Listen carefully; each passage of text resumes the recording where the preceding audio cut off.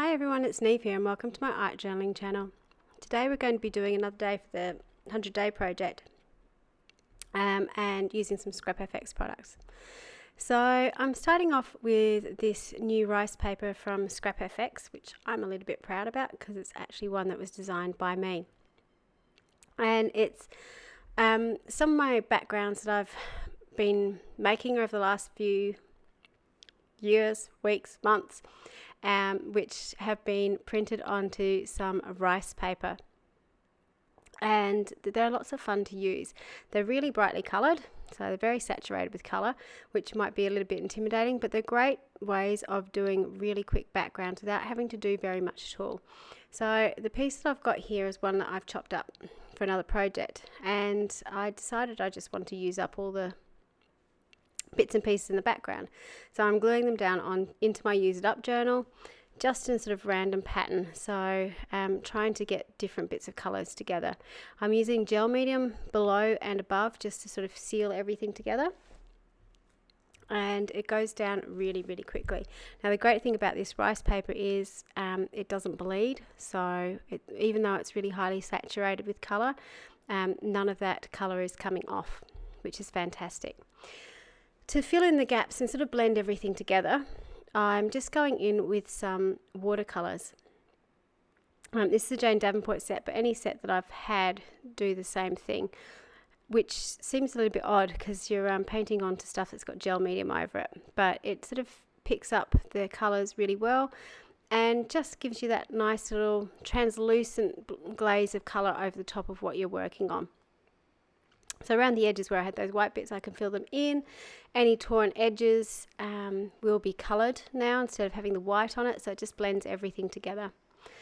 In the background, I'm using some Tracy Scott stamps. These are some stamps from Paper Artsy. You can see I was trying to be really clever and use a block. For those people who follow my channel a lot will know I never use a block, so I gave up and just started stamping straight onto it. The reason this works more successfully is, one, I'm more used to it, but also this little journal is very, very chunky. So by having the ability to actually bend the stamp where I want it to go just makes it a lot easier. Now the reason I'm stamping over the background, even though this is quite busy with all the colours in the background, by having the black stamping over the background, it just helps unify everything together. It's a little bit difficult to see at the moment, but once I start to do some close-ups and do some pen work over the top, you can sort of see how it helps blend everything together. So to begin with, I'm going in with a white pen and just scribbling loosely over the top of the shapes. Now these scribble flowers from Tracy Scott are wonderful anyway. They've got these beautiful scribbly lines, and by scribbling over the top of them with a contrasting colour, it just really finishes them off. So you do not have to follow the lines. In fact, it looks better if you don't. You've got the double line of the black and the white. But by putting the white and the black on the page, you can sort of see it all starting to tie together, and it gives you each of those flowers a really unique colouring. So while they've sort of all got the same colours going on, each part looks slightly different. So again, in the close-ups at the end, you'll be able to see that a little bit more effectively.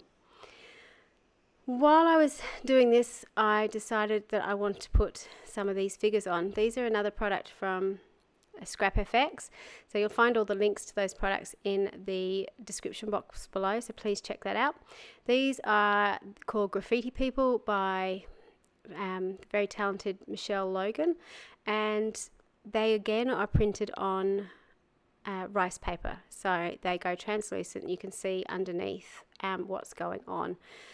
The other image that you saw I had cut out there is again by Michelle Logan, but it's actually printed onto cardboard and coloured, but the colour there was too much colour going on, so by able to have the figure in black and white sort of helped again pull a focal image on that page. One of the things I do love to do with any figures that I've got is to do some extra line work and draw over the top again, and that helps me be part of the image as well, even though the very talented Michelle has done an amazing job with those images. By just adding a little bit of me into it helps it helps me feel like it belongs on my page. So I've just done some extra white lines with the really fine white Posca paint pen, and I've also used a red Stabilo pencil to draw in the little heart in the eye and put some red lips on. So the little pause there was me trying to find a quote to write on this page, and I fell in love with this one. Let art help you through the dark. And with everything that's going on in the world at the moment, we've sort of got lockdown here and it's all fun and games.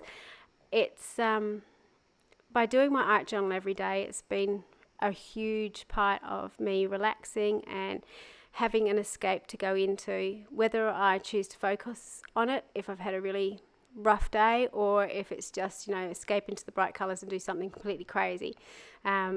So it's why I art journal. It's for me, it's for my mental health. So having a quote like this with that beautiful bright background helps me think about, all the great things in life and all the things to be really thankful for.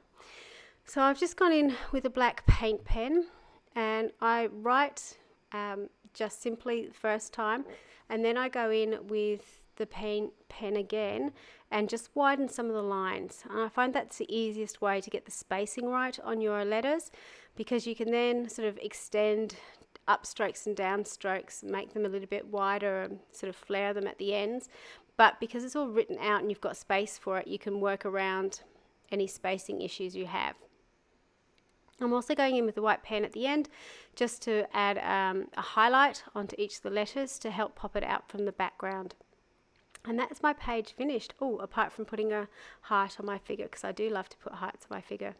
So you can see through this how that stamping and doing the white doodling over the background just really helps to add to the overall effect and tie the whole piece together, make it look unified. So I hope you enjoyed this short little video. It was really quick to put together, particularly because you had those pre-printed backgrounds. Remember, all the links to the products below or to the blog, Scrap FX blog, will be in the description box below. Thank you very much for watching. Until next time, bye for now.